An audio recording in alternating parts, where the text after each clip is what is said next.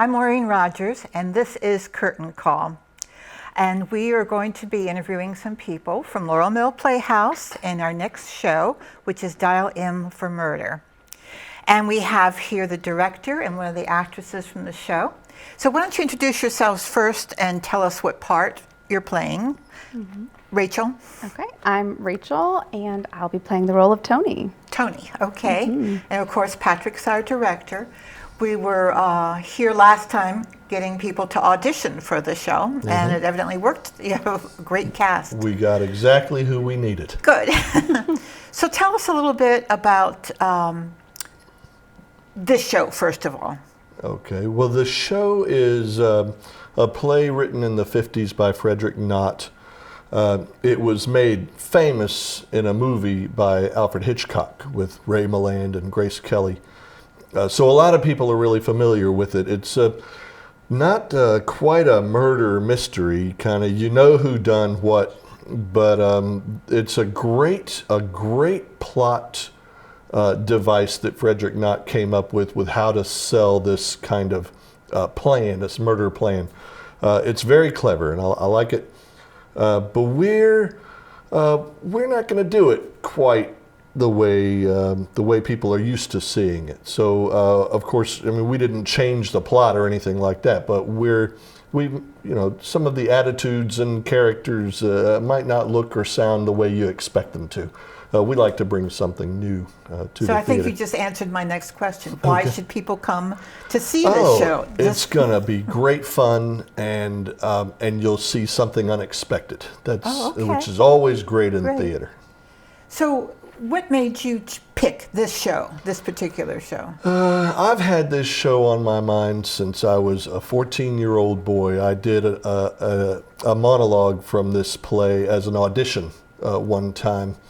And I've just always kind of remembered that. It's one of her monologues, actually, that she'll perform in the play. And so I enjoy watching and listening to her do that. But I just always thought I should do this play, just kind of maybe for nostalgia reasons. But it's really a good play. So this show is about ready to open. You will be entering Tech Week soon. What were the difficulties of directing this show? Selling my vision, getting the actors to bring a performance that isn't quite what you would normally expect when you read the script. So turning things around, turning them on their heads, that was a challenge, and it was a challenge I was eager to take on.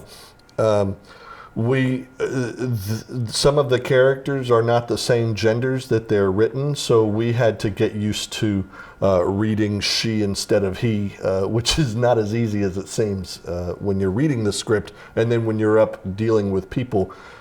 We had to kind of get used to that. Sure. It sounds delightful. What were the joys of it for you? Oh, well, it's just a lot of fun. A lot of fun. It's so much fun to do different things and to see it taking shape the way that I kind of saw it in my head. Yeah. I thought it was interesting when I read up on the show that he also wrote Wait Until Dark. Oh, did he? I didn't read that. So here's a plug for Bowie Community Theater. After you come see Dial M for Murder, Eileen Chalmers is directing Wait Until Dark. I think it's October, right? October, yeah. And that's another good one he didn't write that many, really. He only wrote about 3, I think. Okay. He was the reluctant playwright. But I can definitely see the similarities. Yeah, for sure. So, Rachel, this is the first time I've met you, and I know I just love you already. Oh, thanks. You too. So what made you try out for this particular show? Well, it came across my audition feed, and I thought, I was finishing a show at Bowie Community Theater, comedy, and I thought, oh, a drama, interesting. And came out, and I actually was very intrigued by Patrick's vision, and so it was really exciting to get cast in the show. Yeah. So have you done anything at Laurel Mill Playhouse before? Not as a grown-up. I was once when I was a teenager. Really? Yeah. Do you remember what it was? Was it one of the kids' shows? Yeah. Okay, okay. Yeah. Of course, our kids are all the way up to age 18. Yeah, I was a teenager. So, how is it to act in this very small, intimate theater of ours? I really like small, intimate theaters because I like to use like nuances with my characters, and so what I like is that the audience will be closer, maybe able to see some of the nuances a little bit clearer than in the bigger stages. You can feel the energy more with audiences that are a little smaller and a little closer. So I'm really excited to work in a smaller theater. Yeah, and I think this show, I think will work perfectly in this small setting because of all those things you're talking about. Some shows don't translate really well to a big stage, I think. I've done a show where I did it on the small stage, and then I went to a big stage, and it was much harder. You know, took twice as long to get across the stage, actually. Exactly. So, what other things have you done around the area? Well, I just did a show with Bowie at Bowie Community Theater. We just closed One Slight Hitch in July. Oh yeah. Yeah, so that was a lot of fun. And then I hadn't acted for a few years while I was finishing some graduate school, and then the pandemic happened. So this is my return with just a second show after the pandemic has ended. That's great. Yeah. Yeah, I know Catherine Benny. She was in the show with you, right? And Joe Downs. Yeah. I'm sorry I missed that. It looked like a good show to be in. Yeah, it was a lot of fun. Why do you think people should come to see this show? I think that it's really exciting. I really, as I said, really like Patrick's vision. I found it very intriguing, so I think that the audience will find it very intriguing, I hope. And the cast really is working really hard to make this something that is unexpected, and I like where we make bold choices, and so I think that Patrick's really wanting that from a lot of us on stage. So wanting to see actors make bold choices, make different choices, have the unexpected come to life is what I hope that people would be attracted to come see. Oh yeah, for sure. And Patrick, you're going to be directing in February again. Pirates of Penzance, a Gilbert and Sullivan play, a musical. This will be my first musical to direct, but I have a pretty good background in music and singing, so I'm looking forward to the challenge of directing something I've never directed, but getting back to kind of my musical roots. Yeah, sure. So it's an operetta. It's mostly singing, isn't it? It is a lot of singing, a little talking. It's kind of an early version of what we would call a Broadway musical, but heavier on the music than, say, My Fair Lady or Oklahoma. Not as much of that dialogue between, but enough that it's not an opera. You know? Yeah, yeah. I love Gilbert and Sullivan. I think the music is just so bouncy and so contagious, really. Yeah, they're great costumes. Whistling tunes. Yeah, great. And Rachel, after this, do you have any other plans, or are you just going to be checking your acting feed? Yep, checking the feed, exactly, yeah, exactly. I don't have anything on the docket as of now. Well, I'm looking forward to seeing you all. I won't be able to see you till the second weekend because I have to see Hugh Jackman in Music Man first. But anyhow, the tickets are at laurelmillplayhouse.org. If you have any questions, you can call me directly at 301-452-2557. You don't want to miss this one. Can I just say one quick thing? On Friday, September 30th, we're going to have an ASL interpreted performance for our deaf and hard of hearing friends. And this is our first time doing that, so we hope that works out. We'd love to get feedback and see. I'm glad you remembered that because we advertised it, so that it's a great thing to do, and I hope we can continue to do it. Sure. So please come to the show. If you have any questions, you can call me. And stay tuned for the second segment. We're going to be talking to the person who does most of our headshots and action photos and many other things at Laurel Mill Playhouse. So stay tuned. HHV delivers specialty design arts and craft kits that serve as a therapeutic tool to help veterans during their recuperation. They can also help with PTSD. The kits are free and can be sent directly to your home. Call this number or visit hhv.org to learn more. Hi, welcome back to Curtain Call. We have a special guest today, and his name is John Chalad, and he has done a bit of everything at Laurel Mill Playhouse. And one of the first things you did with us was take headshots for all the cast and the crew, right? Yeah, that's true. Yeah. That's true. That was back in 2012 for Auntie Mame. Oh, right. That was great. We love you doing this. I always wanted to ask why, like sometimes the headshots are black and white and sometimes they're in color. Why is that? Well, sometimes the director or the producer will have, a requirement, and they'll ask me to do it a certain way. Other times, it's kind of on my own. I'll look at what type of show it is, and say if it's an early 20th century sort of thing, I might do black and white, because it's got that character that helps us get into the scene. Other times, I'll use different colors on the backdrop. For Sweeney Todd, I put everybody in front of a red light to kind of emphasize the bloody nature of the program, of the show. And for the kids' shows, I tend to use kind of bright colors because, people want to see their kids in bright light and, nice colors. And you're very good, I think, at making people relax before the camera. How do you do that? Well, I bone up on my dad jokes before I come on down. I have a few standard stupid jokes that really don't make people laugh, but at least it makes me a bigger fool than they are, and it makes them relax a little bit. I mean, it works for me. It definitely works for me. And you've had some challenging shows to photograph because of revealing outfits, really just shoulders bare, but that was Calendar Girls. I remember that, yeah. And we devoted a whole evening to that. We did. And the good news is that the ladies had sort of planned it out ahead of time. So, we knew where the pastries would be stacked, and it was just a matter for me anyway of just getting the right angles on the lights and getting the right angle of the camera, and can you move that strap a little bit, sort of thing. Right. Yeah. I remember one person. Well, all of us were like a little nervous about it. And I thought it was a great technique that you used to take their picture and then show it to them before you went on and say, see, it's okay. Nobody's seeing anything. Yeah. So that was great. That was a fun night, actually. A little stressful. Well, it was pretty enjoyable. Yeah, getting people to trust you is very key. Yeah. It's like, even if it's not a revealing picture, it's like, he's going to take my face and do something with it.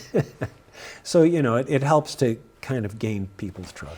And I've noticed that you also, depending on the show, there might be like stern faces or happy faces. Is that dependent on the show also?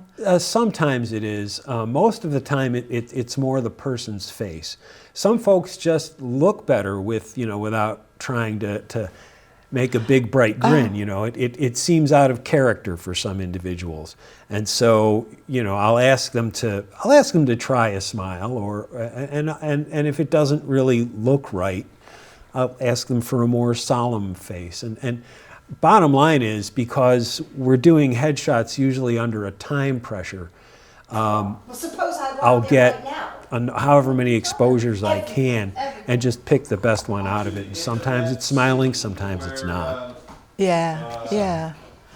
That is, and then also you give us tips when we're sitting there too. Like, was it the head up for no wrinkles on the neck or the head down? Yeah, well, there's a couple of tricks like that. A person with more of a chin like mine, you ask them to turn their heads a bit and make a long neck. But yeah, it's all a matter of getting the face twisted positioned so that the wrinkles are less noticeable, so that the turkey neck is less noticeable, and some folks just have a better side too. It all depends kind of on which side of their face is more appealing, and everybody has that to some extent. Yeah. Oh yeah. And some people know, and they tell me. I know. The action shots you take also, you must take a ton of those and then pick through those for a show. I do, because typically we're doing those before all of the lights and costumes have been set. And so it's a matter of anticipating where the action's going to be and where the light's going to be and who's going to be, emoting at that moment. And so it can be challenging to get that shot, especially when you don't have the bright lights of a normal performance. So yes, I run around quite a lot trying to anticipate what's next.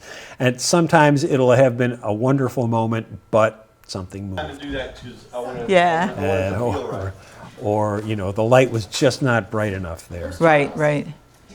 How did you start getting into photography? Was it something you did when you were a kid, or? It was, actually. I started doing photography probably at 10 years old or so. Wow. And just running around and shooting up black and white film. And my parents didn't understand what I was doing, but that's okay. I had to kind of leave it off when I went to college, and it stayed on the back burner for the longest time. And then digital came out, and it was like photography was reborn, and so was my interest in it. So I started doing more fine art photography and portraits as well, and I've been learning a lot more ever since. So the digital really allowed you to experiment more, right? It does, because and give choices, take choices. It does, because back in the darkroom days, even if you developed your own, you're spending an entire day in the darkroom, and if things weren't just so, that's a day's worth of work to come out with disappointment. Now you download it to the computer and you say, all right, I see what my mistake was there. I see my mistake there. I'm going to do it better this time. Oh, that's great. And so it shortens up that feedback loop, and it's much less expensive. Yeah. Oh, you turn them around pretty quickly. In fact, if you see any headshots at Laurel Mill Playhouse, it's probably yours. Most of the time, yeah. And you've also had some shows in the area, haven't you? Most of the exhibitions I've been in have been part of the Laurel Art Guild. Right now we've got some things at Morningside House. I have 2 things there, and at the Laurel Beltsville Senior Center, where I have 2 things there as well. Coming up pretty soon, we're going to have a large exhibition at Brookside Gardens at the Visitor Center. And so I'm preparing a couple of pieces to enter into that. And you've done more than just taking photographs. You have been on stage. Yes. I was encouraged to audition a few years ago, mainly by my wife. And so I wound up trying out for One Flew Over the Cuckoo's Nest, because it's a book that I've just absolutely loved. Unfortunately, the character I liked the best didn't make it into the play. Oh. But I wound up playing Ruckley, the homicidal psychopath who stands as if crucified and I don't know how you stood stood there with your hands out like that for so long. I actually had to practice. I had to train to be able to do that. I looked through the script and I'm like, I'm going to have to hold that for like 15 minutes, and I can't do that. Wow. So I did a little weight training, and I set a couple of markers on the wall so that I could tell if I was starting to sag or not. Yeah. So. And you were in War of the Worlds, the radio play? I was in the radio play, yeah. That was a lot of fun because I got to try out my, 1930s announcer voice. Welcome to the observatory at Princeton, ladies and gentlemen. Yeah, that was a lot of fun. I love it. You were great at that. We were all trying something different, I think. Thank you so much for being with us today, and I'm glad you had a chance to tell the viewing world, because some of the stuff you do is hidden behind the scenes, with props and the photographs. So we hope to see you soon on stage again. Thank you, Maureen. It's been a pleasure. Thank you. So earlier you heard that we were doing Dial M for Murder, and I've just gotten an update that it is going to start 1 week later. So originally it was scheduled for September the 16th. Now it is September the 23rd. And we've added a Saturday afternoon performance. So it's Fridays and Saturdays normally at 8 o'clock, Sundays at 2 p.m. And then on the 1st of October, it's going to also have a 2 p.m. show. But you can check the website at www.laurelmillplayhouse.org. If you have questions, call 301-617-9906. And I do hope you come see the show. It's going to be great. Thank you so much, and we'll see you next time.